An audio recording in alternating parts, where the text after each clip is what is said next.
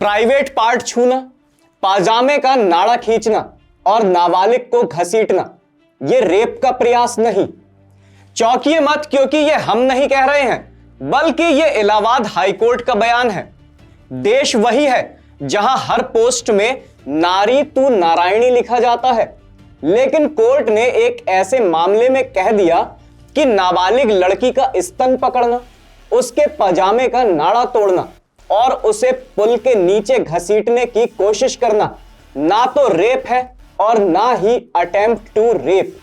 अब सोचिए, यह फैसला उस देश में सुनाया गया जहां बताने को महिलाएं देवी कहलाती हैं, लेकिन असलियत में न्याय की परिभाषाएं रोज बदलती नजर आती हैं।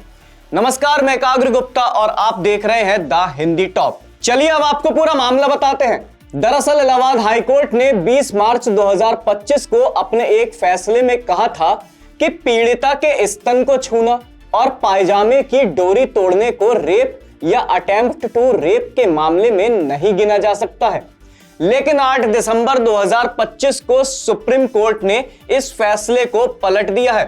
रिपोर्ट्स की माने तो चीफ जस्टिस सूर्यकांत और जस्टिस जॉय माल्या बागची की बेंच ने इस मामले की सुनवाई करते हुए कहा, हम हाईकोर्ट के आदेश को खारिज कर रहे हैं। अब इस केस में धारा 376 यानी रेप और पॉस्को एक्ट की धारा 18 यानी रेप की कोशिश के तहत ही सुनवाई होगी। चीफ जस्टिस सूर्यकांत की बेंच ने कहा कि यौन अपराधों में खासकर जब इनमें विक्टिम बच्चे हो तो कोर्ट को कैसे टिप्पणी करनी है और अपने फैसले को कैसे फ्रेम करना है, इसके लिए गाइडलाइंस बनाने की जरूरत है।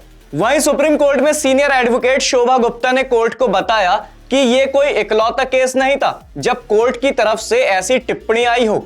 इससे पहले इलाहाबाद, कलकत्ता और राजस्थान हाईकोर्ट से भी ऐसे स्टेटमेंट आ चुके हैं।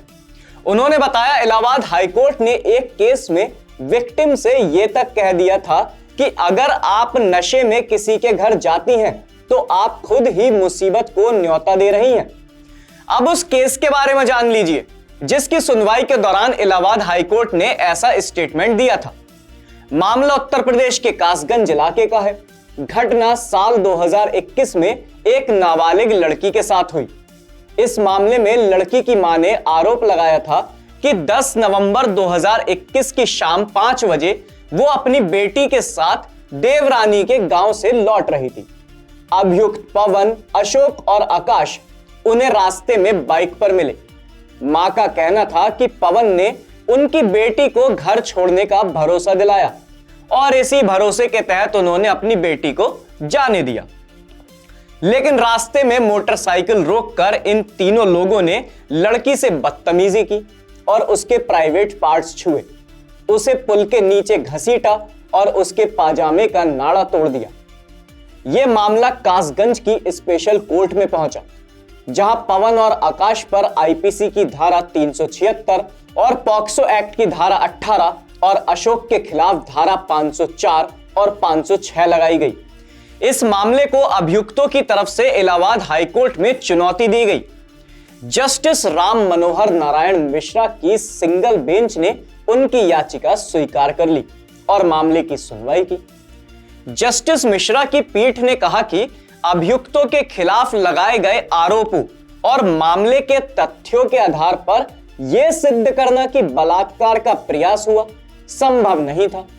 इसके बाद हाईकोर्ट ने निचली अदालत को निर्देश दिया कि अभियुक्तों के खिलाफ आईपीसी की धारा 354 यानी कपड़े उतारने के इरादे से हमला या आपराधिक बल का प्रयोग और पॉक्सो एक्ट की धारा 9 और 10 के तहत मुकदमा चलाया जा सकता है। इलाहाबाद हाईकोर्ट के इस फैसले पर कानूनी एक्सपर्ट समेत अलग अलग क्षेत्र से जुड़े लोगों ने काफी विरोध किया, जिसके बाद सुप्रीम कोर्ट ने खुद इस मामले का संज्ञान लिया था।